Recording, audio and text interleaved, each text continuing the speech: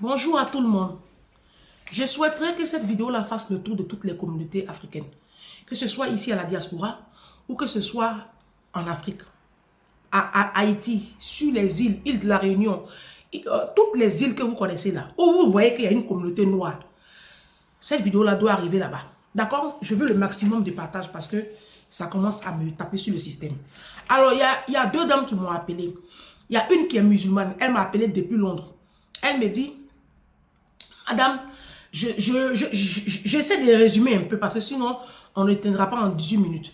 Elle me dit, Madame, mon mari m'a fait venir ici à la diaspora. Je travaille, mais c'est lui qui dispose de mon argent.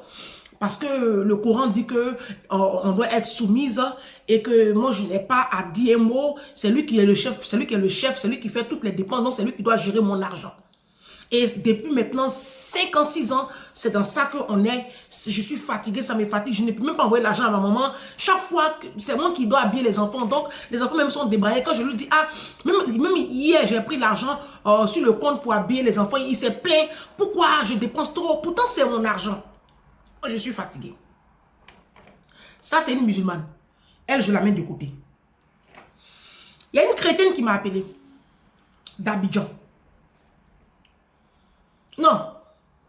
Elle est arrivée d'Abidjan il y a juste 2 ans. Son mari est ici en France.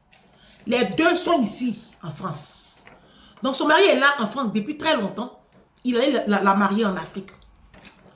D'après eux, ce sont des chrétiens. Là, j'arrive sur ce volet-là. Donc son mari va la chercher. Ils sont d'une communauté chrétienne que je connais bien. Son mari va la chercher. Et puis, elle est là depuis maintenant 2 ans. Elle a ses papiers, elle travaille. Depuis qu'elle travaille, elle ne dispose pas de son argent. Donc, c'est lui qui a l'argent. Ils ont un compte en commun où l'argent tombe sur son compte et c'est lui qui décide de...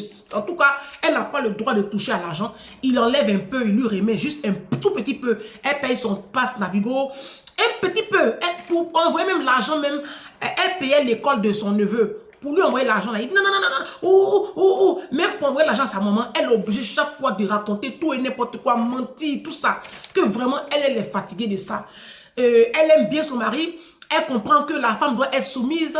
Le pasteur n'arrête pas d'en parler tout le temps. Que vraiment, elle demande des conseils.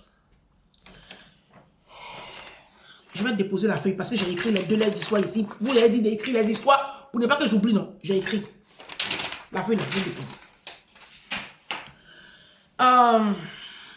On va aller pas à pas. La question que j'ai posée à la deuxième femme, je lui ai demandé, ton mari, il est converti? Elle dit, oui, il est converti. On est chrétien, on est converti. Il dit, vous êtes converti, ça veut dire quoi? Alors, je vais vous expliquer. La musulmane, toi, je viens sur toi. Hein. Vous, les musulmans, je viens sur vous. Ne vous soyez pas pressés. Il a fini d'abord avec les chrétiens. Comme c'est ma maison. Vous savez, la conversion requiert des codes. Parce qu'aujourd'hui, là, tout le monde est chrétien. Même homosexuel est chrétien. Punaise de lit est chrétien. Oui, oui. Aujourd'hui, tout le monde est chrétien. Chrétien, ça ne veut plus rien dire. Vous êtes chrétienne et puis vous volez au travail, vous mentez, vous êtes dans la fornication. Vous êtes chrétienne, vous maltraitez vos employés de maison, vous volez partout, vous êtes malhonnête. Vous êtes chrétienne, vous passez votre temps à critiquer vos copines au téléphone avec d'autres copines. D'accord? Donc aujourd'hui là, même homosexuel dit qu'il est chrétien. Donc chrétien, ça ne veut pas dire quelque chose. C'est pour ça que je t'ai demandé si ton mari est converti. Tu m'as dit il est converti, je t'ai dit quoi? Ce que je t'ai dit là, je vais venir dire ça ici. À tous les mind people, ils vont faire le relais. Vous savez, tout le monde aujourd'hui est chrétien. D'accord? Tout le monde est chrétien. On va prendre la conversion. Je vais vous expliquer ce que c'est la conversion. La conversion. Ok. La conversion, je vais prendre une image. Quand je vais prendre l'image, vous allez mieux comprendre ce que c'est que la conversion. Parce qu'on ne se comprend pas souvent. Vous voyez, là, j'ai un billet de 20 €. 20 €, ça fait 12 500 francs CFA. D'accord? Ça, c'est la vidéo numéro 1. Hein. Il aura la seconde vidéo du même thème. Ça, c'est un billet de 20 €. Bon, j'ai un billet de 1000 francs ici. Mais considérez que c'est un billet de 10 000. D'accord? Considérez que c'est un billet de 10 000. Ne considérez pas que c'est un billet de 1000 francs. Donc, j'ai 10 000 ici. 10 000 francs CFA. Et puis, j'ai 20 €. Et j'ai 2,5 €. Donc, quand j'arrive à Abidjan, que je convertis ce billet de 20 € là, on me remet 12 500. D'accord? J'ai converti 20 € et j'ai 12 500. D'accord? C'est de l'argent. Mais ce n'est plus la même monnaie. Est-ce que vous comprenez? C'est ça la conversion. C'est plus la même chose. Sinon, c'est de l'argent. On a converti. C'est la même chose. Ça dit que, sauf que ça n'a pas les mêmes... Ça n'a pas les mêmes... comment je peux expliquer ça? Je ne sais pas si on se comprend. C'est 20 € que je convertis en francs CFA. C'est ça la conversion. Donc, quand tu dis que tu es converti, je suis désolé, tu n'es plus la même personne. Tu es un être humain, parce qu'on parle de l'argent. Tu t'appelles toujours Ange, tu t'appelles Marie, mais tu n'es plus la même personne. C'est pour cela que Dieu changeait souvent le nom des gens. Jésus a changé le nom de Pierre. Il s'appelait Céphas. Il a appelé Pierre. Jésus a changé le nom de Paul. Il s'appelle Saul. Il dit désormais tu t'appelles Paul. Jésus a changé le nom de Jacob. Il dit il t'appelle Israël. Jésus a changé le nom d'Abraham. Il a changé le nom de Sarah. Dieu, il change les noms. C'est ça la conversion. Tu ne peux pas dire que tu es chrétien. Et puis, tu ne manifestes pas les fruits du Saint-Esprit. Tu n'es pas converti. Tu es peut-être chrétien. Chrétien à 2-3 sous. Mais tu n'as pas l'Esprit de Dieu. Tu n'as pas fait une rencontre personnelle avec Jésus. Ma chérie, ton mari, vous qui êtes dans cette situation, vos maris ne sont pas des chrétiens. Vos maris ne sont pas convertis. Vous-même, vous n'êtes pas convertis. Parce que vous vous êtes mariés sur quelle base? Vous savez, quand tu prends Galates 5, à partir du verset 22, la Bible dit, mais les fruits de l'esprit de Dieu, c'est ce qui prouve que tu as reçu Jésus, ce qui prouve que tu es un vrai chrétien, un vrai disciple de Christ. On doit retrouver ces valeurs-là dans ta vie. L'amour, la joie, la paix, la patience, la bonté, la bénignité, la fidélité, la douceur, la tempérance. Voici les fruits de l'esprit. D'accord? Ton mari là, il n'a pas la bonté en lui. Parce que toi, tu travailles et puis lui, il jouit de ton travail. Donc, c'est un esclavagiste. Donc, il ne manifeste pas les fruits du Saint-Esprit. Il n'est pas converti, ma chérie. D'accord? Ton mari, ce n'est pas un chrétien. Toi-même, tu n'es pas chrétien non plus. Parce que la Bible dit, qu'y a-t-il entre la lumière et l'obscurité? D'accord? Je vais vous dire une chose, mes très chères sœurs. Quand vous rentrez dans un foyer, d'accord? Quel que soit vos bords religieux ou je ne sais quoi, vos croyances, à partir du moment où dans ce foyer, vous n'avez pas l'amour, la joie, la paix, la patience, la bonté, la bénignité, la fidélité, la douceur et la tempérance, ce foyer-là, quittez-le. C'est un foyer qui va vous détruire. Parce que c'est un foyer où l'Esprit de Dieu ne règne pas. C'est aussi simple que bonjour, c'est pas compliqué à comprendre. Je reviens sur la musulmane. Toi, la musulmane, tu dis que l'imam dit que toi, tu dois être soumise. Que c'est ton mari qui va prendre ton argent. Parce que c'est ça, c'est ce que le Coran dit. Vous, les Africains musulmans, là, vous êtes une bande d'hypocrites. D'accord? Parce que ton mari, là, c'est pas un musulman, c'est un sorcier. Voilà, vous êtes tous des hypocrites. Moi, j'ai commencé à lire le Coran. Dans le Coran, il est écrit qu'un musulman ne doit pas boire l'alcool et que l'alcool est la racine de tous les vices. Ah, c'est écrit dans le Coran. Hein? J'ai oublié le verset. C'est écrit dans votre Coran. Et pourtant, moi, tous les musulmans que je fréquente boivent de l'alcool. D'accord? Donc, si on veut aller même plus loin, vous n'êtes pas des musulmans. Vous ne respectez même pas le Coran. Vous ne marchez pas avec les lois coraniques. Vous faites du bruit. 2 jours là, vous avez commencé vos carèmes et puis vous prenez le micro pour chanter que vous faites carême là. On connaît la fin du film. Vous avez compris? Vous faites tout ce bruit là, mais au fond, vos cœurs sont noirs. Vous êtes une bande d'hypocrites. Si, si. Et même, je pense que le prophète Mahomet vous traite comme ça aussi, d'hypocrite. Dans la religion musulmane, un homme ne doit pas vivre dans la fornication. Une femme ne doit pas vivre dans la fornication. Mais vous, les musulmans d'aujourd'hui, là, vous ne mariez pas vos femmes et puis vous couchez avec elles, c'est de la fornication. C'est banni par le Coran. Donc, de quoi on parle? Vous allez arrêter de m'appeler pour me dire que vos maris sont musulmans, vos maris sont chrétiens. Vos maris sont des petits démons. D'accord? Vous allez m'arrêter ça, cette histoire de religion là. Maintenant, on va parler de cœur à cœur. Vos bêtises de non, le pasteur a dit que, et puis l'imam dit que nous les femmes on doit être soumises. C'est quoi la soumission pour vous? La soumission c'est être sous la mission de son mari. C'est être sous son mari, non? Ok. Mais si ton mari est tellement un chef, il fait quoi avec ton argent? Vos maris là, s'ils sont vraiment de vrais chefs, ils font quoi avec votre argent? Vous voulez nous ramener au temps de Jésus. Au temps de Jésus, au temps de Mahomet, la femme ne travaille pas. Elle a la maison, elle a 10 000 servantes. Oui, oui, à l'époque, on les appelait les servantes. Elle a des employés de maison comme ça, des servantes. Et puis, c'est son mari qui paye tout. Au temps de Jésus, la femme était soumise. Elle ne paye rien.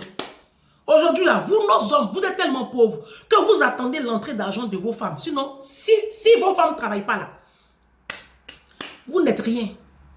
Et maintenant, je vais m'adresser à vous, les femmes qui êtes en Afrique et puis les hommes de la diaspora vont vous épouser. Quand les hommes de la diaspora se lèvent pour aller chercher femmes en Afrique, ce n'est pas parce qu'ils sont très amoureux de vous. Il y en a qui vous aiment, mais ce n'est pas tout le temps le cas. Ce n'est pas qu'ils sont amoureux de vous. Non, c'est parce qu'eux seuls, là, ils ne peuvent pas payer loyer, facture et puis s'habiller.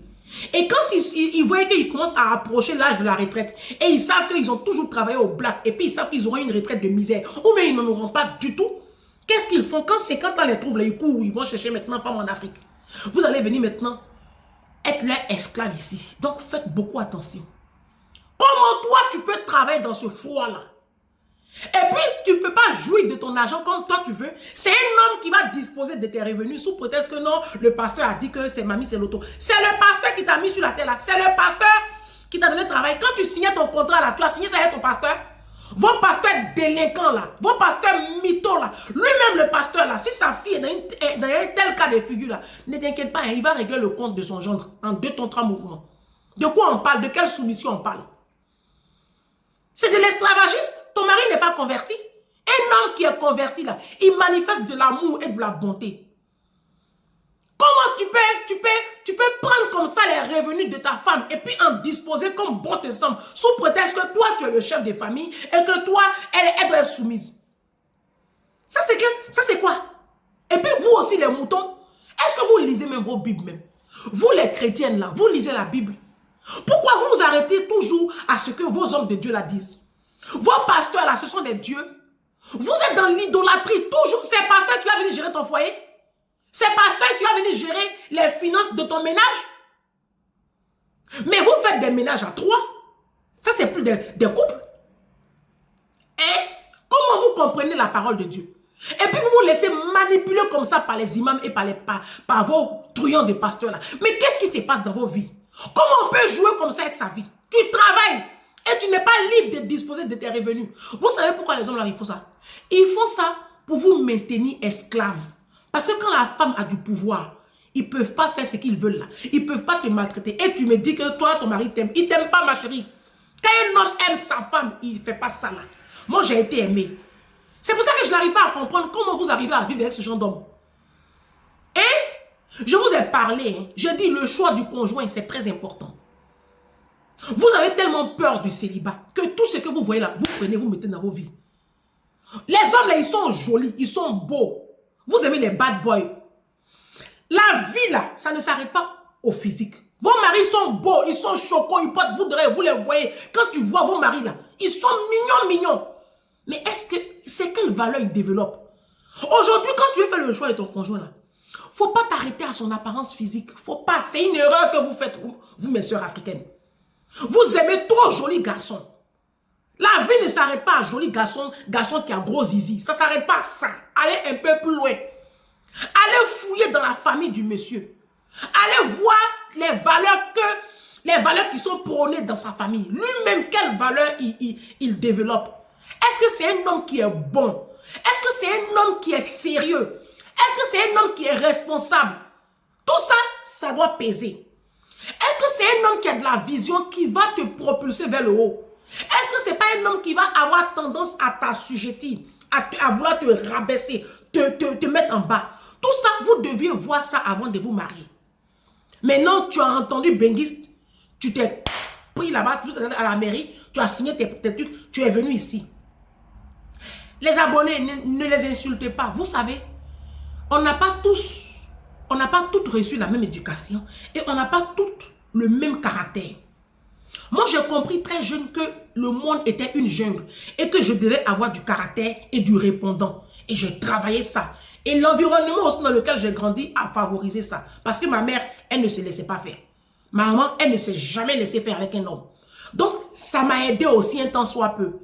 Vous comprenez? Aujourd'hui, vous avez des femmes qui sont en dépendance affective. Parce que ce sont des femmes qui ont été maltraitées dans leur enfance, qui ont vu souvent leur maman être rabaissée dans les foyers. Donc, elles, c'est la norme qu'elles ont devant elles. Aujourd'hui, elles sont avec des hommes qui les traitent comme des esclaves et elles acceptent ces mauvais traitements-là. Ma soeur, toi qui m'as appelé là, en train de pleurer dans mes oreilles pour dire que mais qu'est-ce qui t'empêche de jouir de ton argent? Qu'est-ce qui t'empêche de jouir de ton argent?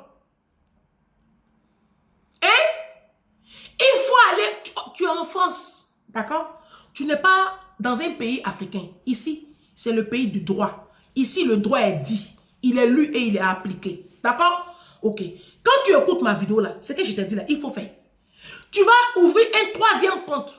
Oui. Va ouvrir un troisième compte. C'est le compte du ménage. Vous répertoriez les dépenses de votre ménage. Et puis chacun verse une partie sur le compte. Vous vous êtes entendu. S'il dit moitié, parce que visiblement, c'est ce qui va se passer. Ton mari, là, il te parlera de moitié, tant qu'à faire. D'accord? Moi, je ne suis pas en train de vous pousser au divorce. Je suis en train de vous faire comprendre que vous êtes dans des tombeaux blanchis.